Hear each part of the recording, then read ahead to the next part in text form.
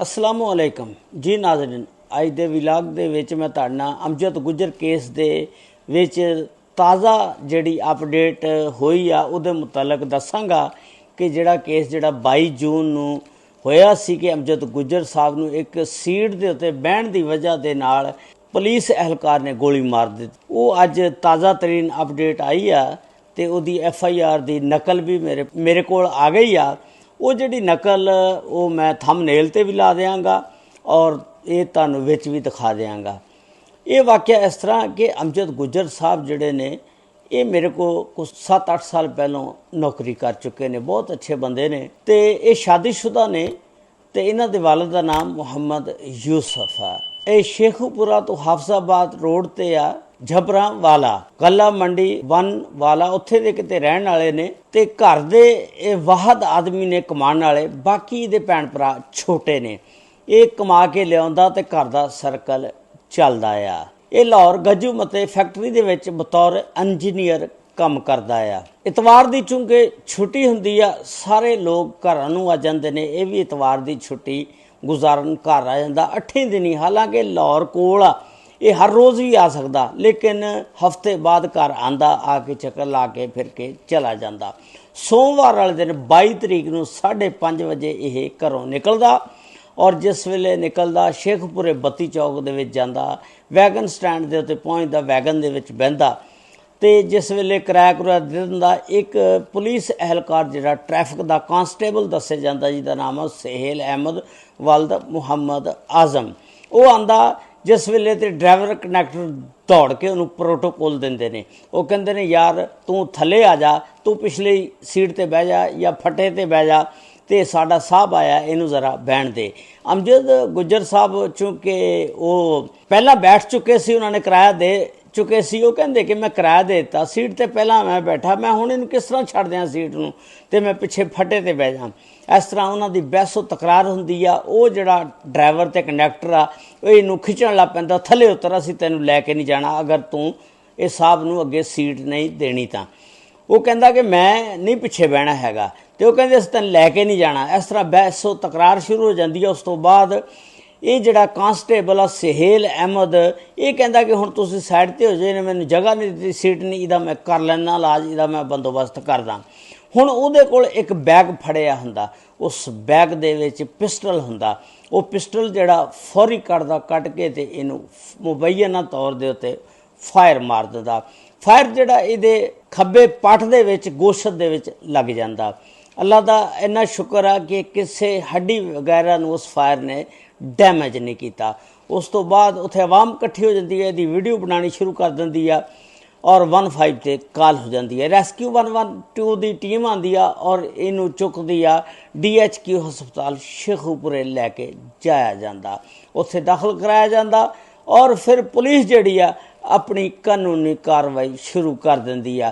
ये जिहड़ा फायर मार के दौड़ जाता और इस नूं फरार होने दे विच मदद जिहड़ी आ गड्डी दे ड्राइवर ने और कंडक्टर ने मदद की कि हुण तू दौड़ जा, क्योंकि आवाम जमा हो जाएगी, फिर मसला बन जाएगा। वो फरार हो जाता, दौड़ जाता। पुलिस फिर अपनी कार्रवाई शुरू कर दी आ और एक 324 FIR दर्ज कर दी आ और उस FIR का मुद्दई जिहड़ा अमजद खुद बनता आ। उस तो बाद ये जिहड़ी FIR 11:50 ते 22/6/2026 नूं दर्ज की जाती आ, जबकि ये वकूआ जिहड़ा 6:15 ते सुबह होया। उस तो बाद जिस वेले ये दौड़ जाता, पुलिस जिहड़ी आ फिर तफ्तीश का आगाज़ कर दी आ और इहदी गूंज जिहड़ी आ पंजाब असैम्बली तक भी इस केस की गई।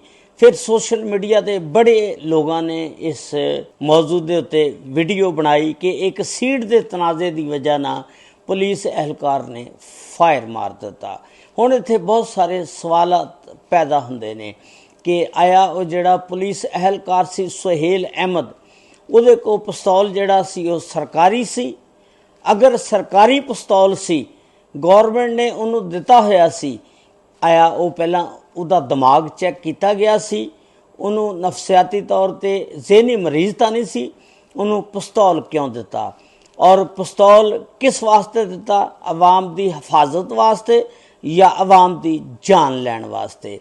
अगर उहदे को पिस्तौल गैर कानूनी सी तो फिर उन्हें क्यों अपने को गैर कानूनी रखिया।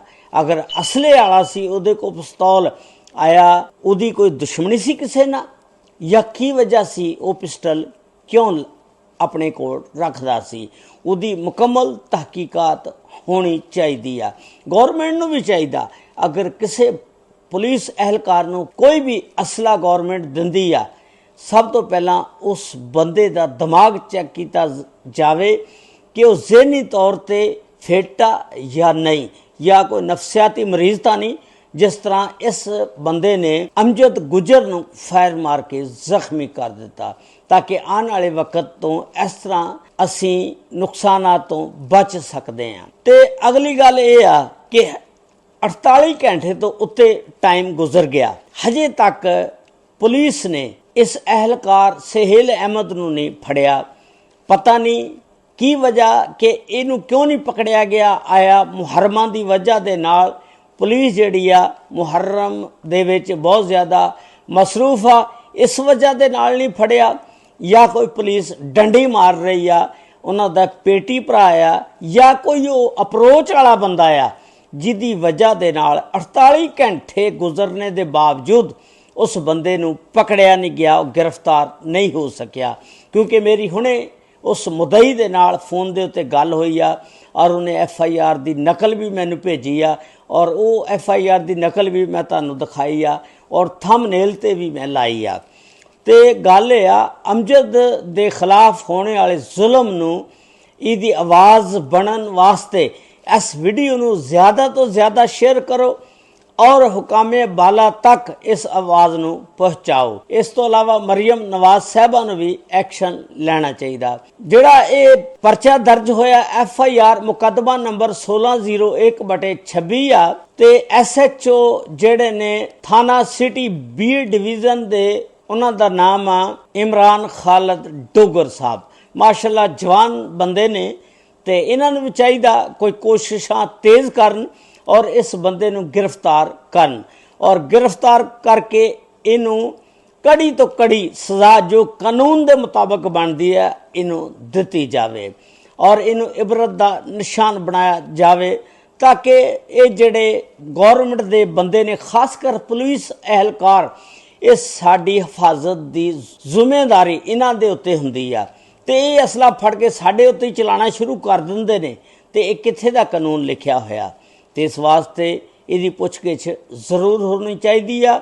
इस वीडियो के बारे दे विच तुसी भी अपनी राय का इजहार जरूर करना, और जिहड़ा कमेंट्स तुसी यूट्यूब दे उत्ते करोगे, इस तरह यूट्यूब जिहड़ा उस दी रीच नूं बढ़ाउण दा और ज़्यादा तो ज़्यादा लोगों तक वो वीडियो पहुँचदी आ। इस केस नूं अगे चलाने वास्ते ज़्यादा तो ज़्यादा इस वीडियो नूं शेयर करो और कमेंट्स करते रहो, ताकि यूट्यूब हुकामे बाला तक इस वीडियो नूं ले जाए। अल्लाह ताला अमजद गुजर साहब नूं सेहत और तंदुरुस्ती और ईमान वाली ज़िंदगी अता फरमाए।